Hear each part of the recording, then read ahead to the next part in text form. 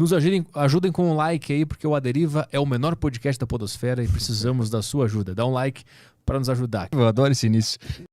E a gente acessa informações. Você vê, ó, em cada vez que a gente... Isso é um dado, tá? Cada vez que a gente inspira, a gente traz, né? Coloca ar nos nossos pulmões, a gente leva para dentro pelo menos 3 milhões de moléculas que fizeram parte de toda a vida na Terra. Você imagina isso. 3 milhões, pelo menos, 3 milhões de moléculas que fizeram parte de toda a vida na Terra. Isso é um dado. Não é achismo, é dado. Entendendo que, e já foi comprovado também, porque os cientistas já conseguiram gravar informações em átomos. Não sei se vocês já viram isso daí. Não conheço isso. Nossa, eles conseguiram gravar... Fantástico. Eles conseguiram gravar dados em átomos. Que dados? Informações em átomos. As próximas gerações, que não é daqui a 2 anos, 3 anos, as próximas gerações de chips, de computadores, elas vão ser ainda muito menores e muito mais potentes. Porque agora você não grava só a informação no material. Você grava no átomo. Então, isso quer dizer, um átomo carrega uma quantidade enorme de informação. Agora você pega 3 milhões de moléculas. Há átomos pra caramba em uma molécula. Dependendo da molécula, né? Claro. Mas quanta informação tem ali? Porque passou por toda a vida. Quanta informação está ali? Então, quanto dado você está levando para dentro de você? Porque o que o ser humano faz é só descobrir o que a natureza já faz. Claro. Certo? Sim. Então, a partir do momento que a ciência descobre como adicionar informações em átomos, automaticamente a natureza, obviamente, já faz isso. Então, uma hora vai se descobrir como extrair as informações que estão nos átomos, mas o nosso cérebro é equipado para isso. A gente vai conseguir extrair essas informações que estão nessas moléculas que a gente está respirando, que tu falou, dessas 3 moléculas. A gente já extrai. Mas a gente não entende ainda o quê? Não entende, a gente só absorve. Um dia a gente vai entender. O cérebro entende. Sim. O nosso consciente não. E tu tá dizendo que um dia a gente vai conseguir compreender. Um dia a gente vai conseguir compreender. O que tu acha que a gente está respirando? São informações biológicas ou ideias e inspirações também? Ideias e inspirações também, até porque cansou de ser comprovado, vários cientistas aconteceram de desenvolverem, não se conhecerem, desenvolverem a mesma tecnologia ou o mesmo tipo de medicamento estando em países diferentes. E não se conhecerem, não tem vazamento da pesquisa nem nada. Então é assim, aí as coisas elas estão soltas, a gente pega, a gente capta. Isso tem a ver com a espiritualidade quântica? É isso? Que tu fez 2 lives sobre isso? Tem muito a ver. Embora na realidade espiritualidade quântica é um termo usado, mas ele não existe, né? A espiritualidade quântica, ela não existe. O que é isso? A gente utiliza esse termo hoje para explicar a espiritualidade num nível muito mais profundo, já com entendimentos de metafísica e de física quântica. Física quântica e mecânica quântica. Mas ainda, porque a espiritualidade não foi comprovada cientificamente ainda, né? Não de uma forma não refutável ainda. Já teve várias comprovações, mas ainda não foi possível criar experiências que pudessem ser reproduzidas por vários institutos diferentes e que o resultado fosse o mesmo. Algo para ser determinado como cientificamente comprovado significa que a gente executando experimento aqui e um outro grupo de pesquisadores executando esse experimento, por exemplo, lá na Suécia, esse experimento vai dar o mesmo resultado. Então, a dificuldade de se comprovar a espiritualidade é por isso. Ainda não foram criados protocolos de ensaios. É só por isso. Não quer dizer necessariamente que os cientistas não acreditam na espiritualidade. Ali no campo científico, você tem cientista ateu, e você tem cientista budista, cristão, kardecista, entendeu? Tem vários. Não é assim, é cientista, não acredita em Deus. Ou não acredita em espiritualidade. Não é. É que quando se fala que algo não é comprovado cientificamente, significa que ele não pode ser reproduzido ainda com o mesmo resultado. E aí, para se usar o termo espiritualidade quântica, obviamente você não tem como entender isso como algo realmente factível. Porque a espiritualidade, ela ainda não passou por esse processo. Uhum. Mas o que é a espiritualidade quântica? A espiritualidade quântica é o entendimento, por exemplo, o entrelaçamento quântico, né, que foi já comprovado através do entrelaçamento de elétrons. Aproximaram elétrons, geraram um comportamento no elétron, e daí afastaram esses elétrons e faziam um comportamento com o elétron, o outro repetia igualzinho. Isso é um entrelaçamento quântico. Isso foi a prova de que existe um entrelaçamento quântico. Mas um dos dois era o mandante da ação? Um dos dois comandava o outro à distância? Não, eles só estavam entrelaçados. A partir do momento que eles se aproximaram, o campo deles, quando se aproximou, é como se você conseguisse gravar uma biometria. Uhum. Então, quando você movimentava um, o outro também fazia o mesmo movimento e vice-versa. E quando então era o mesmo não tinha um mestre e servo ali. Entendi. Entendeu? Cara.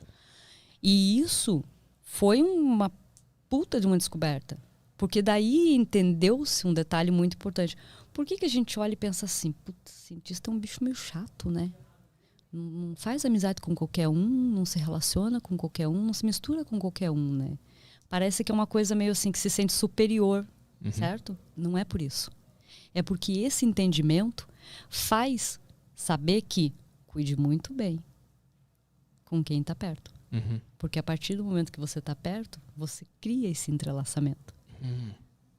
E isso significa que aquilo que tem de ruim ali também acaba acontecendo em você. Seja fisicamente. Essa é a base da espiritualidade quântica? Essa é a base da espiritualidade quântica.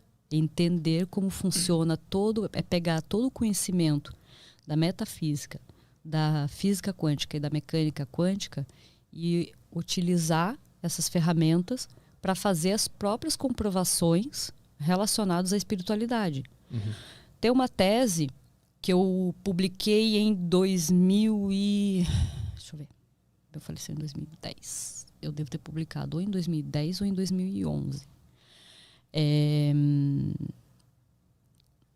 Teoria da energia composta. É o processo de aparição de espíritos. Todo o processo explicando pela física, não era ainda pela física quântica, mas pela física, como é que funciona, por que acontece alguns fenômenos quando as pessoas veem, têm visões sobrenaturais, veem espíritos. Que é aquela coisa da queda de temperatura, a pessoa sente mais frio, o movimento da pessoa sente uma energia percorrer o corpo. Então, nessa tese, inclusive, explica bastante disso. Essa tese ela ainda não foi refutada. Eu, sinceramente, estou esperando que ela seja refutada, porque o fato dela ser refutada não é ruim, isso é bom. Porque quando você refuta alguma coisa, significa que... Quando alguém refuta alguma coisa que você fez, significa que você fez aquele indivíduo parar para pensar e investigar. A partir do momento que ele refuta com algum embasamento. Quando ele refuta com algum embasamento, significa que tem algumas informações ali que podem ser avaliadas. Então, acaba sendo sempre bom quando refuta. Então, quando eu falo não foi refutado, eu não acho tão bom. Quanto, as pessoas podem dizer assim, ai, que legal, não foi refutado. For olhar, sei lá, fisicamente falando, seria lindo, mas não é bom, né? Porque daí você fica ainda sem a continuidade. Mas é justamente pegar o entendimento de leis que a gente já conhece da física, e que agora já existem leis da física quântica e da mecânica quântica, e trazer para dentro do contexto da espiritualidade para começar a comprovar algumas coisas que não poderiam ser comprovadas por ensaios científicos atuais, são os mais costumeiros, que teria que se criar ensaios ou instrumentos científicos mais potentes para conseguir fazer aquelas comprovações. Então é nisso que está a espiritualidade quântica. Mas tu comprovou algo nisso? O que tu está esperando Não, eu não refutar? comprovei. Eu só mostrei como funcionava o processo de aparição de espíritos. Por que acontecia de haver a queda na temperatura, a pessoa sentir a energia percorrer o corpo, por que muitas vezes isso interferia objetos eletrônicos, né? Então, qual que era o funcionamento? Porque quando você está falando de uma aparição, Você tem uma coisa que vai muito além disso. A gente tem que parar para pensar que, primeiro, o nosso cérebro, ele é um só. O meu, o teu, o dele é tudo igual. Segundo, as nossas vias de entrada são as mesmas. Né? Então, vamos pegar ali os olhos. Nos olhos a gente tem cones e bastonetes, que são células oculares. Algumas são para fazer a captação de formas e as outras captação de cores. Então, você tem os fótons, sejam da lâmpada ou do sol, né? Não importa, incidindo sobre uma matéria. Quando ele incide sobre uma superfície, os átomos dessa superfície se agitam. Esse agito faz você enxergar o objeto, tanto a forma quanto a cor. Então, lá. Se a gente for olhar, assim, essa questão de espírito sobre uma ótica um pouco mais científica, como é que eu preciso de um agrupamento de energia muito grande para poder excitar esses sensores oculares meus a ponto de eu conseguir enxergar aquela imagem. Se você está falando de um espírito, ele está fora do corpo. É uma lógica. Uhum. Então, não tem o elemento principal, né? Que é a junção, aquele agrupamento de átomos.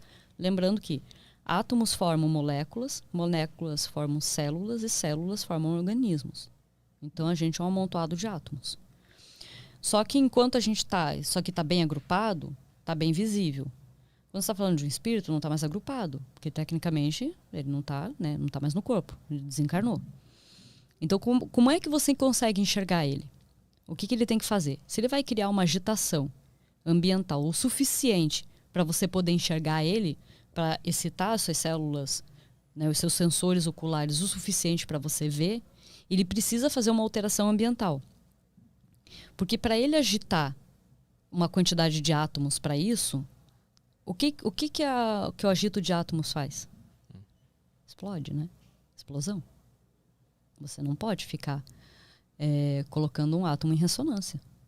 Você quebrar ele nem em sonho também, né? Se você quebrar ele em sonho, você sabe, a bomba atômica é justamente o processo de fissão. Então você não pode causar isso. Qual que é o jeito? Diminuindo a temperatura. Mas aí a gente considera então que existe uma inteligência ali, ou um poder nesse espírito de baixar essa temperatura para ser visto? Sim. Mas é a vontade, né? O nosso poder é a vontade. É o maior poder que a gente tem. As pessoas não têm, normalmente elas não têm ideia do tamanho do poder que elas têm. O maior poder nosso é a vontade. Não tem outra coisa em nós que seja mais poderosa que isso.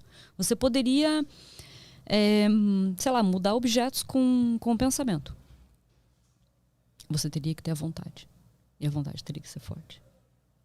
Mas eu não posso criar a vontade. Ela tem que ser natural, que eu posso Mas imaginar isso é natural, agora. nossa, a gente já tem vontade, né, o tempo inteiro. Mas eu quero que aquele óculos mexa. Eu quero. Ah, mas não é assim. Não tem como ser assim, né? Seria impossível. Eu acho impossível. Eu, sinceramente, acho impossível. Tipo, a gente não tem esse controle todo. Né? Teoricamente é possível, mas praticamente ainda não. Não. Entendi. Não. Já pensou quanta gente a gente mataria? Uhum. Bastante. Porra, cara. Eu ia no shopping, na praça de alimentação ali, eu ia eliminar uma boa parte para pegar uma mesa. Puta, ia ser tão bom, né? Hoje a gente foi almoçar, a gente ficou na fila de espera lá no restaurante. Só pensando na física quântica. Puta, cara. Não precisava matar. 3 dores de barriga ali já era o suficiente, entendeu? Desmaiar alguns na fila. Mandava pra casa. Então, não, tecnicamente é possível explicar, mas não é algo simples de fazer.